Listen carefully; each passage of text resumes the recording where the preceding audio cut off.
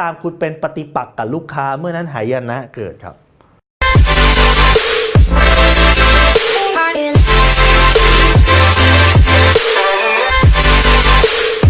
ถ้าวันแรกใครเรียนมาสเตอร์เซลล์โคสเซอร์นะเตรียมไอ้นี่ไม่ได้เลยกระทิงแดงจากกาแฟเตรียมไม่ได้เลยนะครับขอคิดดูก่อนขอถามแฟนก่อนตอนนี้ไม่มีเงินยังไงตอนนี้ยังไม่สนใจส่งข้อมูลมาก่อนเดี๋ยวถ้าสนใจแล้วจะติดต่อกลับผมว่าคุณอาจจะเจอคำพูดประมาณนี้ค่อนข้างเยอะนะครับเมื่อคุณเจอคำพูดพวกนี้ครับสิ่งที่คุณต้องทำอย่างแรกครับคือเห็นด้วยครับคุณจำคำนี้ไว้เลยครับคุณห้ามเป็นปฏิปักษ์กับลูกค้าครับเมื่อไหร่ก็ตามคุณเป็นปฏิปักษ์กับลูกค้าเมื่อนั้นหายนะเกิดครับลูกค้าจะซื้อสินค้าก็ต่อเมื่อเขาเห็นประโยชน์ของการซื้อในมุมมองของเขาครับฟังผมเอาไว้นะลูกค้าจะซื้อสินค้าก็ต่อเมื่อเขาเห็นประโยชน์ในมุมมองเขาขีดเส้นใต้คำว่ามุมมองของเขา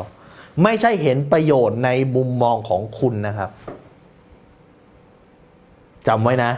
ลูกค้าจะซื้อสินค้าก็ต่อเมื่อเห็นประโยชน์ในมุมมองของเขาไม่ใช่ในมุมมองของคุณดังนั้นอะไรถ้าคุณไปเถียงการไปเถียงคือการอะไรพยายามทำให้ลูกค้าเห็นด้วยในมุมมองของคุณซึ่งผิดลูกค้าไม่มีทางที่จะเห็นด้วยในมุมมองของคุณครับคุณรู้เหรอครับว่าความคิดของลูกค้าเนี่ยมันถูกปลูกฝังมากี่ปีความคิดบางอย่างของลูกค้าเนี่ยอาจจะถูกปลูกฝังมาตั้งแต่เด็กๆตั้งแต่พ่อแม่เขาปลูกฝังมาตั้งแต่แบบเบาะอาจจะเป็นสิ่งที่เขารู้สึกเกิดจากประสบการณ์เขาคือคุณไปพยายามล้างความเชื่อซึ่งนั่นคือเซลล์ที่โง่ครับนั่นคือนักขายที่โง่ครับนักขายที่โง่คือพยายามที่จะเปลี่ยนความคิดลูกค้าแต่นักขายที่ฉลาดคือพยายามเห็นด้วยกับลูกค้านะถ้าเกิดสมมุติเมื่อไหร่นะฮะคุณไปบอกครับขอคิดดูก่อนไม่ต้องคิดครับ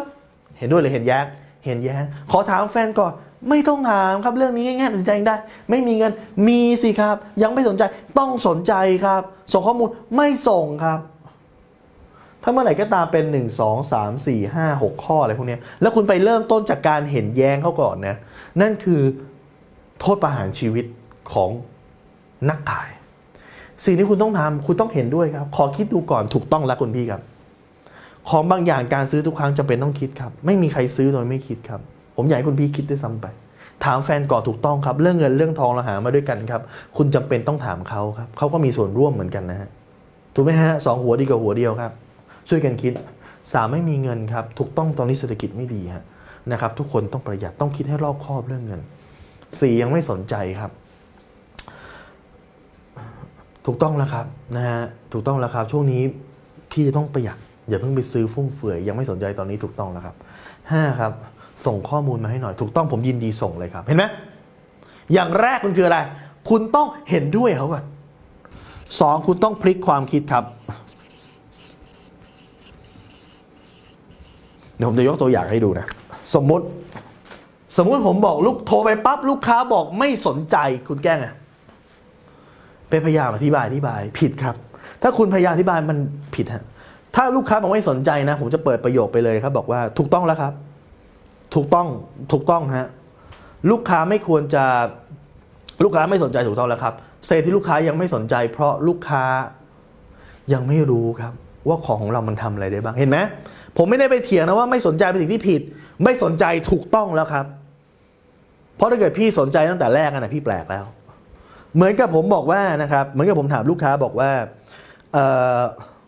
สมมุติผมจะขายซอฟต์แวร์ผมก็ถามว่าคุณพี่ครับคุณพี่สนใจไอ้ตัวซอฟต์แวร์สำหรับปรับปรุงระบบการทำงานหรือเปล่านะผมถามนี้นะคุณพี่สนใจซอฟต์แวร์ปรับปรุงระบบการทำงานหรือเปล่ามันก็มีคำตอบ2อย่างคือ yes กับ no ใช่ป่ะสมมติเขาตอบ yes ดีครับงั้นผมก็อธิบายต่อสมมติเขาบอก no ดีครับสาเหตุที่คุณพี่ยังไม่สนใจเนี่ยเพราะคุณพี่ยังไม่รู้อย่างเงี้ยเราควรจะต้องมานั่งคุยกันว่าจริงแล้วมันสามารถช่วยอะไรให้คุณพี่ได้บ้างเห็นไหมไม่ว่าเขาตอบ yes หรือเขาตอบ no เราเห็นด้วยเขาก่อนถูกต้องแล้วคุณพี่ไม่สนใจถูกต้องแล้วครับคุณพี่ไม่มีเงินนี่แหละครับพี่ไม่มีเงินถูกต้องแล้วครับถ้าเกิดคุณพี่มีเงินให้กับทุกคนที่โทรศัพท์มาหาคุณพี่ก็ไม่ต้องทำอะไรแล้วครับคุณพี่ตอบไม่มีเงินนะถูกต้องแล้วนะฮะ คุณพี่ไม่มีเงินสำหรับการจะจ่ายในสิ่งที่คุณพี่ไม่รู้ว่าจะได้ประโยชน์อะไรดังนั้นมาฟังผมเล่าประโยชน์ให้ฟังก่อนครับเห็นปะหรือแม้กระทั่งเขาบอกว่าไม่มีเวลาถูกต้องแล้วครับผมเข้าใจคุณพี่มีเวลาผมเองก็ไม่มีเวลาเหมือนกันครับเนี่ยผมโทรมาเนี่ยครับเพื่อจะขอนัดเข้าไปพบครับผมไม่สามารถเข้าไปพบ4:15ได้ผมรู้ว่าคุณพี่ไม่มีเวลาเห็นไหมขอคิดดูก่อนโอ้ดีเลยครับคุณพี่เนี่ยนะฮะต้องไปคิดคุณพี่คาดว่าจะใช้เวลาคิดเท่าไหร่ครับคุณพี่คิดว่าจะใช้เวลาคิดเท่าไหร่ครับวัน2 วันได้ไหมหรือว่าสักสัปดาห์2 สัปดาห์สัก2-3 สัปดาห์ใช่ไหมครับดีเลยครับผมขอถามคุณพี่นิดนึงครับว่าคุณพี่เนี่ยชอบสินค้าเราไหมฮะเท่าที่ฟังผมพูดมาก็ชอบนะครับแล้วคุณพี่คิดว่าราคาประมาณขนาดนี้คุณพี่ติดอะไรไหมไม่ติดนะแล้วคุณพี่คิดว่าถ้าเกิดได้ไปแล้วนี่ถามก่อนนะฮะคุณพี่คิดว่าได้ไปแล้วคุณพี่คิดว่าจะเป็นประโยชน์ไหมคิดว่าก็น่าจะได้ประโยชน์นะโอเคครับแล้วที่คุณพี่บอกจะไปคิดดูก่อนคุณพี่จะไปคิดเรื่องอะไรครับในเมื่อชอบสินค้าแล้วในเมื่อของมันราคาก็จ่ายได้แล้วเอาไปแล้วมันเกิดประโยชน์คุณพี่จะคิดเรื่องอะไรครับผมเห็นด้วยเขาก่อนทุกรอบและผมพลิกครับคุณจำไว้นะจุดตายของคนขายคือเริ่มต้นจากการไม่เห็นด้วยครับจุดตายของการแค่คำปฏิเสธคือการตั้งป้อมเป็นศัตรูกับลูกค้าครับตั้งป้อมเป็นศัตรูกับลูกค้านั่นคือจุดตายของการขายคุณต้องคล้อยตามแล้วไปปิดการขายในมุมมองของลูกค้าครับดังนั้นไม่ว่าคำปฏิเสธจะมามากกว่านี้อีก100 ข้อครับผมว่าแก้ได้ครับคำถามทำไมผมใช้หลักการเดียวหมดครับคุณฮะสมมุติคุณเคยเล่นผมไม่รู้ว่าเขาเรียกอะไรนะแต่มันเหมือนกับเป็นพวกคล้ายๆกับไทจี้นะฮะคือสมมุติว่ามีคนปล่อยหมัดใส่คุณอย่างนี้นะฮะสมมุติมีคนปล่อยหมัดใส่คุณแล้วคุณรับหมัดเขาเต็มปึ้งเป็นยังไงครับเจ็บไหมฮะสมมุติเขาต่อยปึ้งมาโดนท้องคุณเจ็บไหมโดนหน้าคุณเจ็บไหมเจ็บครับแล้วจะทำไงให้คุณไม่เจ็บครับเมื่อเขาต่อยมาคุณทำไงฮะต่อยคุณทำไงฮะคุณก็รับครับสมมุติเขาต่อยมาปึ้งอย่างนี้ครับคุณไม่ได้เอาตรงๆรับครับคุณก็รับซอฟต์แรงเข้ามาครับปึ้งแล้วถึงจะสวนกลับเขาออกไปครับคุณเห็นไหมเมื่อเขาต่อยมาตรงๆเจ็บไหมฮะเจ็บแต่คุณทำไงครับจับครับคุณเขาต่อยมาหมัดมางี้ปุ๊บคุณจับแขนดึงไปลากไปเสร็จปุ๊บแล้วถึงจะสวนกลับเขาครับนี่คือกระบวนการการปิดการขายนี่คือกระบวนการแห่งความลับแต่ถ้าเกิดเป็นในคอร์สจะลงดีเทลตารางให้ดูอันนี้เป็นแค่บทหนึ่งของในคอร์สนะครับคุณรู้ไหมครับว่าคำปฏิเสธทั้งหมดเนี่ยมันคือของปลอมครับมันคือคำโกหกครับผมจะบอกให้ครับผมบอกไปแล้วรอบก่อนนะครับ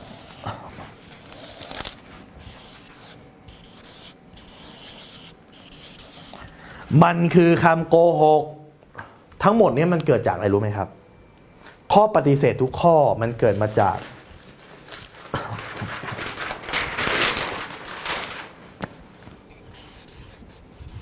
ทุกข้อปฏิเสธครับ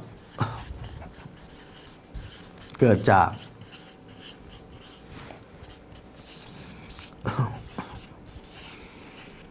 ความไม่มั่นใจเสมอครับเมื่อไม่มั่นใจต้องมีอะไรฮะไม่มั่นใจคือไม่ trust ไม่ confidence ไม่มั่นใจในอะไรมี3อย่างครับไม่มั่นใจในสินค้า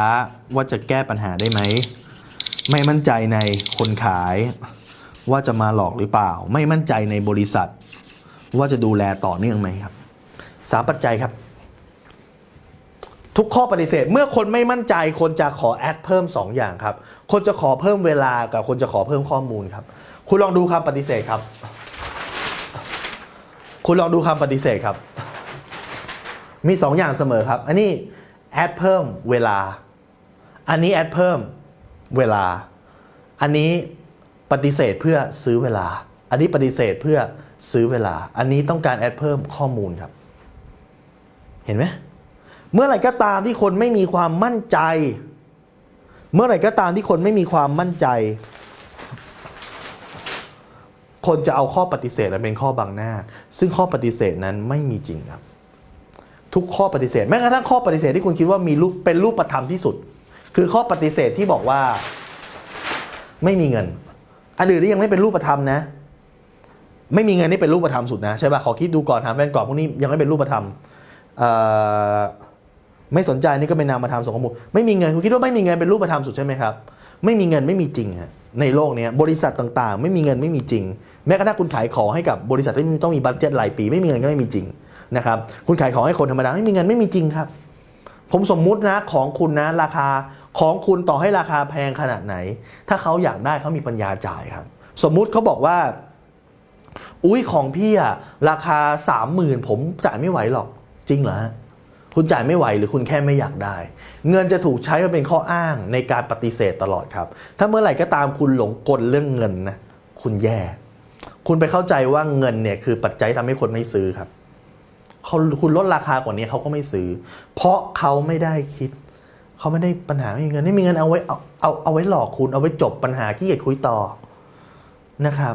ลองสมมุติเขาบอกไม่มีเงินบังเอิญพรุ่งนี้ลูกเข้าโรงพยาบาลคุณคิดว่ามีปัญญาหาแม่30,000มีแต่แค่คุณไม่ได้แสดงคุณค่าให้เขาเห็นว่ามันตอบโจทย์เขาจริงๆการที่เขาบอกไม่มีเงินเนี่ยแปลว่าเขาขาดความมั่นใจอย่างใดอย่างหนึ่งใน3อย่างนี้ครับเขาไม่คิดว่ามันจะแก้ปัญหาอะไรเขาได้เขาไม่มั่นใจในคุณเขาไม่มั่นใจในบริษัทที่คุณขาย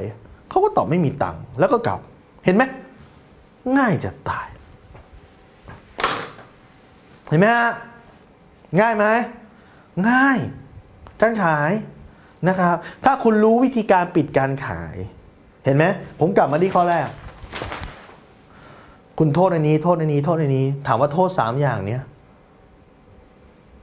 คุณมันจะชีวิตดีขึ้นไหมฮะไม่ดีครับถ้าคุณโทษอย่างนี้ชีวิตดีขึ้นทันทีเพราะอะไรคุณก็หาความรู้เพิ่มไงมันง่ายแล้วคุณลองคิดดูนะผมจะบอกให้นะผมลองบอกให้นะสมมุติว่าคนทักคุณมา10 คน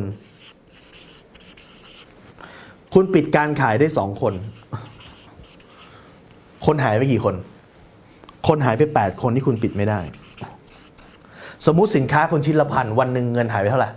8,000วันหนึ่งเงินหายคุณไป8,000นะครับถ้าวันละ8,000เดือนหนึ่งเท่าไหร่ฮะเดือนหนึ่ง240,000ครับถ้าเดือนหนึ่ง240,000ปีเท่าไหร่ครับปีหนึ่งเหยียบ3 ล้านครับแค่คุณปิดการขายไม่ได้คุณปิดการขายได้ 20% เงินคุณหายไปปีละ3 ล้านคุณทำธุรกิจมากี่ปีอะถ้าคุณทำธุรกิจมา5 ปีเงินคุณหายไป15 ล้านคุณทำธุรกิจมา10 ปีเงินคุณหายไป30 ล้านเพราะอะไรครับเพราะว่าคุณไม่ได้เพิ่มความรู้คุณไปโทษปัจจัยอื่นคุณไม่ได้เพิ่มตรงนี้ว่าคุณไม่มีความรู้พอที่จะปิดไม่ต้องเยอะนะต่อให้แบบเศรษฐกิจแบบแย่ๆเลยนะจากคนเข้า10 คนเป็นคนเข้า5 คนแต่ถ้าคุณสามารถปิดการขายจาก2 คนเป็น4 คนได้ต่อให้เศรษฐกิจไม่ดีคุณก็เพิ่มยอดขายเท่าตัวนะถูกไหมเพราะปัจจัยเดียวที่จะเอาเงินชาวบ้านมาได้ถ้าคุณจะไม่ใช้ปืนคุณก็ต้องใช้ความรู้เรื่องการปิดการขายอะแล้วคุณลองคิดดูนะว่าไอ้8 คนที่คุณปิดไม่ได้คุณเจอคำโกหกมาแล้วกี่รอบแล้วคุณไม่รู้วิธีแก้คำโกหกเขาด้วยผมมีสูตรให้ในคอร์สThe Master Sales Courser ทุกจริงๆมีเยอะกว่านี้นะทุกงานผมมีสูตรตอบให้หมดบางงานผมมีสูตรประมาณ16 สูตรอะผมเชื่อว่าการขายคือสูตรที่พี่พันธ์ก็สามารถทำได้ไลฟ์ได้ชั่วโมงหนึ่ง200,000ขายของได้เดือนหนึ่งเป็นล้าน2 ล้านเพราะอะไรเพราะเขารู้สูตรการขายคือสูตรครับจำไว้อย่างหนึ่งว่าการขายคือสูตรเหมือนสูตรคณิตศาสตร์เหมือนสูตรคูณเมื่อไหร่ก็ตามคุณรู้ว่าวิธีการหาพื้นที่สี่เหลี่ยมคือเอากว้างคูณยาวคำถามคุณจะหาพื้นที่สี่เหลี่ยมห้องนี้ได้ไหมได้ก็เอาด้านกว้างคูณด้านยาวไงคุณจะหาพื้นที่สี่เหลี่ยมสนามฟุตบอลได้ไหมได้เอาด้านกว้างคูณด้านยาวไงคุณจะหาพื้นที่สี่เหลี่ยมในกระดาษใบนี้ได้เอาด้านกว้างคูณด้านยาวเมื่อไหร่ก็ตามที่เรารู้สูตรจะขายอะไรก็ขายได้เพราะคุณรู้สูตรแล้วในคอร์ส The Master Sales Courser สอนอะไรสอนสูตรสอนวิธีการคุณรู้ไหมถ้าเกิดคุณคุยกับลูกค้าเนี่ยคุณคุยด้วยน้ำเสียงคนละแบบความหมายคนละอย่างนะครับคุณต้องฝึกแม้กระทั่งน้ำเสียงจำไว้ว่านักขายคือนักแสดงนักปิดการขายคือนักแสดง